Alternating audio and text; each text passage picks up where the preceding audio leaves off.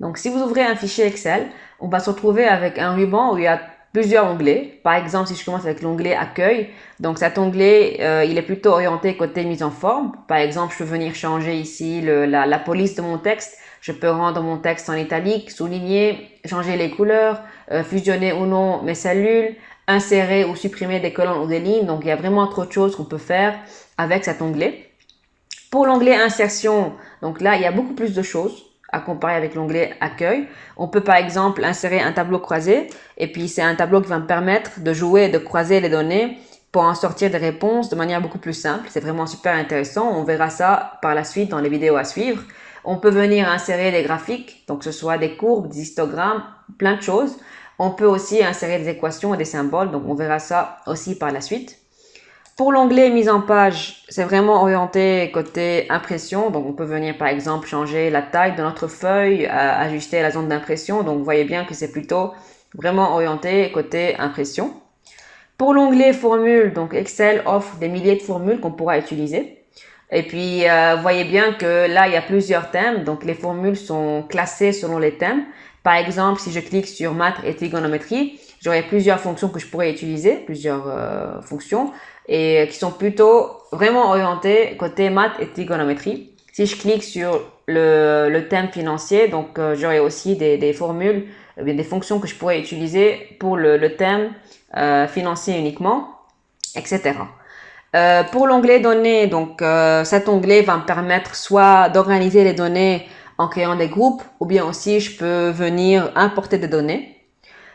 Pour l'onglet révision, donc cet onglet va me permettre par exemple de commenter certaines cellules et de protéger des feuilles par exemple avec des mots de passe. Donc il y a vraiment des choses très intéressantes dans cet onglet.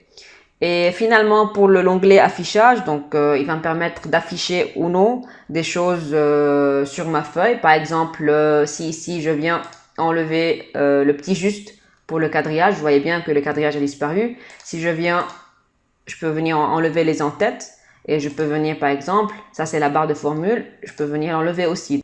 Maintenant, si on regarde l'espace de travail, vous voyez bien qu'il y a trop de cellules, donc Excel est principalement destiné à la création des tableaux. Et vous voyez que les colonnes sont nommées alphabétiquement, alors que les lignes sont numérotées. Par exemple, si je clique sur une cellule aléatoirement, vous voyez bien que la cellule elle sera nommée D8 et son nom va figurer aussi en haut à gauche. Si je clique sur la cellule, une autre cellule, elle sera nommée F12 et puis son nom va figurer aussi en haut à gauche. Si maintenant j'ai envie de sélectionner l'entièreté de la table, donc je peux cliquer sur le petit triangle qui est là et vous allez voir que toutes les cellules ont été sélectionnées. En bas à gauche, vous voyez que l'espace dans lequel on travaille, c'est un espace qui appartient à une feuille qui est nommée feuille 1 et vous voyez qu'il y a un petit plus juste à côté. Si on clique là-dessus, on peut venir ajouter d'autres feuilles.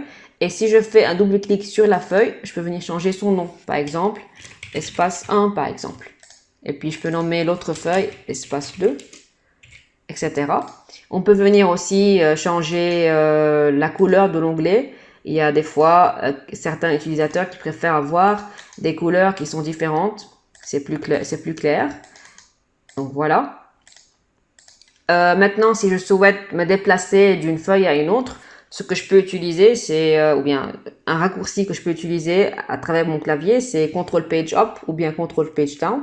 Vous voyez bien en bas que je suis en train de me déplacer d'une feuille à une autre en cliquant une fois sur Ctrl Page Up et Ctrl Page Down pour aller de la droite vers la gauche ou bien de la gauche vers la droite.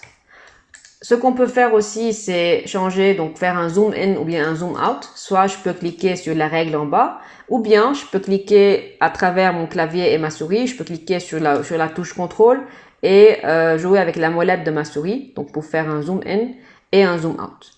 Si maintenant j'ai besoin de sélectionner une colonne entière ou bien une ligne entière, je peux venir mettre mon curseur dans n'importe quelle cellule appartenant à la colonne en question et je clique sur CTRL espace. Si je veux faire ça, mais cette fois-ci pour une ligne, je fais la même chose. Je place mon curseur dans n'importe quelle cellule appartenant à la ligne en question et je peux venir cliquer cette fois-ci sur Shift espace. Donc voilà comment on peut sélectionner une colonne ou bien une ligne.